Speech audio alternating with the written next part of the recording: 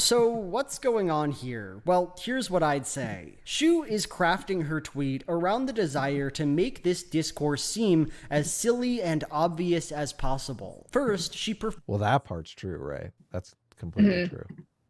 That's the joke. Yeah. That's what's funny about it. It's supposed to be simple and stupid, and it's hyperbolic. It's literally a straw man. Like, literally the joke is that it's a hyperbolic straw man. Totally. Like, yes. Right. Yeah. That's why it's funny, Joel. Performatively extricates herself from the conversation, pretends she wasn't engaged with it in the first place, and in doing so, imagines herself as a hapless, normal person who simply found herself involved with this This is the part where he goes, like, again, Joel is a sweet boy, so I'm not, like... But... Like, he goes into this, like, armchair Joel, psychology about me, yes. which is, like, it was, like, really, really, like, infantilizing or whatever, and it's like... Yes. No, I just made a joke on Twitter. Like, literally, I knew where I was when I made this. I think I was like outside fucking gardening. Oh my right? God. I literally had to take off my nasty ass gardening gloves for 2 seconds. I tweeted the joke. Hilarious. I think, wait, let me see. When was this? I think it might have been that day, but let me check. Danny, you do have a good memory. You're like, I remember the exact moment I sent this tweet. I was putting down. I don't know if it was day or night. I don't remember. That was the day, right? That was the day it happened, right? I remember I was outside when all this was going down. I know this feeling when you have something. You're like, oh, this will be hilarious. I have to do it. Yeah, and I literally just kind of tweeted, and then like forgot about it because I thought it was funny. And Joel's like, she imagines herself as this helpless, like, dude, no, I'm just making a joke. Like, I don't know. Like, I think he just wanted to make this video about how discourse works on Twitter.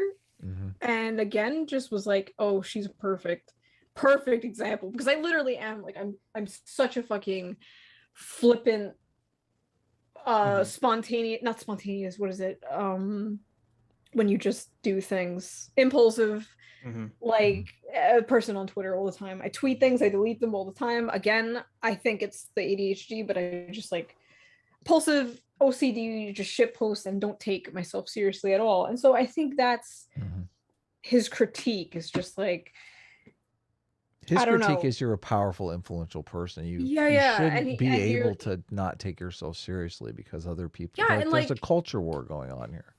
And so, like, that's what Vosh thinks too, and like I appreciate both of their like criticisms, because I am somebody who does not understand the power that they have. Like, I have e-fame, I don't know how to use it because You've changed. You used to post people's, like, I've seen you mark out the person's name and stuff on comments and stuff like that. So, but you didn't used to do that. You did that and got in trouble for it, and you've kind of adjusted, correct? Am I right? Yeah, about because that? like I just felt bad for people if like people you'd would find their account see the or whatever. consequences of it. Yeah, you would be like, okay, I have to make a change. So, I only bring it up because it seems like you're willing to. Like, you're not flippant about everything. You're willing to make changes where changes are appropriate. Just the changes that Big Joel is advocating for here, it's a little excessive here. Like, you can't even fucking make a joke now.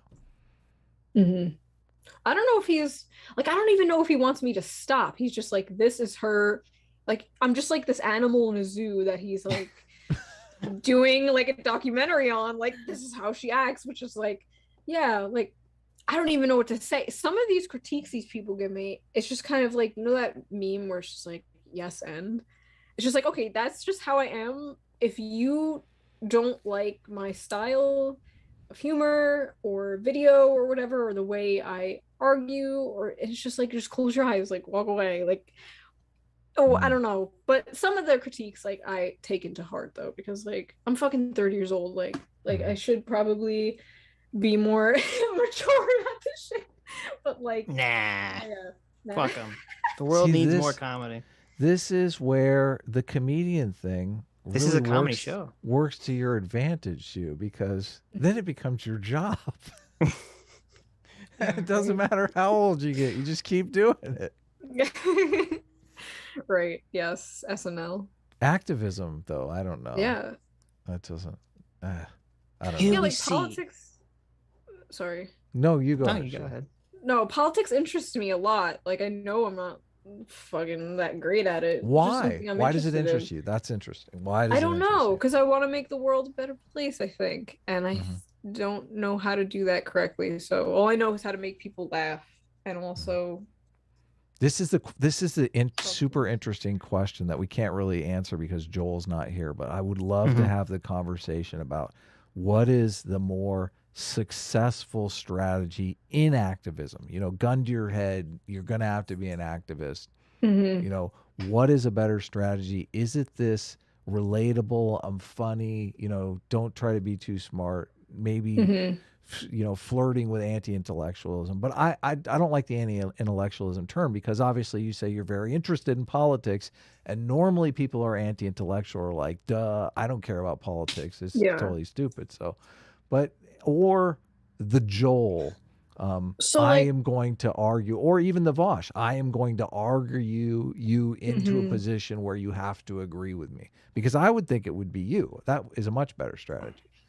so like before 2016, I guess, when I was making videos, I considered myself sort of apolitical because politics was boring to me. Yeah. And because politics are pretty fucking boring. Some of like, it when you is talk about completely. policies and whatever. Yeah, right. Universal So, health care. I'm to falling me- asleep over here. Yeah, Oh my right. God. So to me, I'm like, what would hook me into politics if I was younger and not interested and thought they were boring? You know, jokes, having fun with it, Sure. and you know, explaining things in a way that dumb people can understand, because like, I don't know. Yeah, so that's how I kind of see it. It's just like, Yeah, but you can only make those jokes at the expense of people on the right. So that's true. that's you the think problem. so? That's, well, if she was doing this, if she had literally all you're the saying same that's- type of oh, okay. content as she did, but it was only making fun of people on the right, none of these people would say that you're being irresponsible with your platform. You're saying whatsoever. that's what Joel wants. Joel That's basically wants her they to all only make want. jokes at right wingers' expense. Yeah. Of course. Yeah, like I can find right now, like if I just scroll a little down, like a very similar joke that I made about right wingers, like you know, Joel is like, yes, this is hyperbolic, good comedy right here. Yeah, exactly. yeah, like hyperbolic, sort of dumb shit, you know. But that's the difference between just, you know, being funny, being you, and engaging in propaganda. I think that's the key difference here. Yeah. Gentleman Damon for $20 says, you remember those kids that said they loved animals? I guess some of them really, quote, loved animals. Oh, bad. No, don't. Terrible. Awful conversation. Then she removes the context. No longer was this about veganism and how we evaluate moral transgression. Suddenly it's just, should I get sex with horses? A pretty trivially easy question for most people to answer. And although it might not look it, this... I know, he's just totally simping for the bestiality crowd, isn't he? There are those few. We have to consider them. Joel in 20 years is going to be like, bestiality is a sexual orientation. We have to be considerate of their rights. He's gonna be in front of a TED Talk. Yep. But when I first saw this was the part I cringed at the most, when he was like, oh, Shoe's actual intention was to do all this. And it's like, let me do the deep mind reading here to figure out what's really going on beneath the surface. Yeah, like looking under me at a microscope is so weird. It's such a weird feeling. Like being dissected. It's like, okay. Sure. I mean, I'll admit that I know that we've done this very thing on the show, but you know, we do it. We're right. I don't know. It's fine. Like, I'm not like mad at Joel or like upset. It's like, it was it's honestly a good critique of the way I act on Twitter. Yeah. So like, you still don't think, I think it was fine.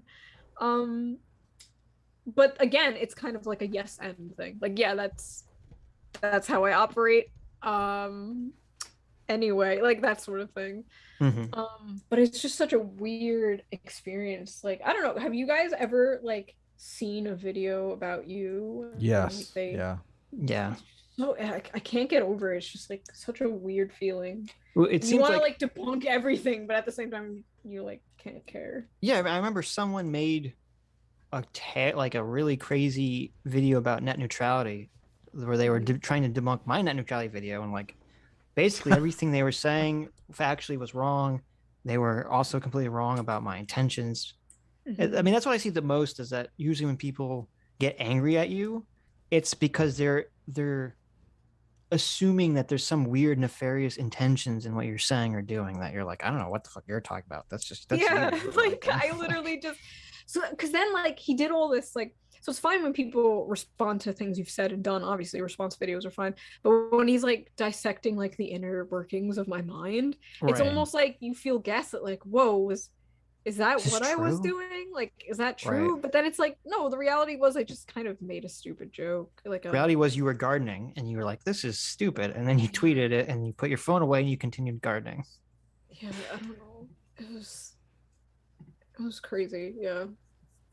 Process of performing a discourse in a way that makes it seem absurd or nonsensical is extremely powerful in a rhetorical sense, because in this moment she is able to implicitly ask a question. If this so-called ethical quandary was this easy for me to resolve, it was that night. I wasn't gardening. I was gardening that day. I don't know what I was doing, but I remember that day vividly. We caught you. You were lying, Sue, this whole time. You weren't gardening at all. It was really 8 o'clock at night when you tweeted this out. I remember that day, but you were gardening in a video game. Just weird. Got like, you. I literally just remember tweeting that day and just like not caring, and then it's just so. Who funny. cares? I never care when I tweet anyway. So like, who does? Yeah. Yep. It took none of my mental faculties, then what kind of weird-ass, vaguely suspicious person is getting stumped by this? This is what Shu means with the second half of her tweet, right? Look at all these terminally online socialists and social democrats and globalists, people who inexplicably want me to provide a source or data sheet to substantiate my beliefs. This is an impossible standard. It's just a joke. Like, it's an inside joke with the entire left community that everyone's always talking about. Is incest morally neutral and stuff, so... I guess no one told Joel. He's just confused. Yeah. It wasn't supposed to be that deep. Yeah. It's funny, too, because he's kind of critiquing your, I guess, online aesthetic or rhetoric, the way in which that you're talking. And yet I still have the Big Joel tweet about this still open, and he has an aesthetic too. He exact same aesthetic. I'm crying, Shu. Is he actually crying? Is on some like conservative streaming channel. Like the way he's talking is appealing to a specific aesthetic and style as well.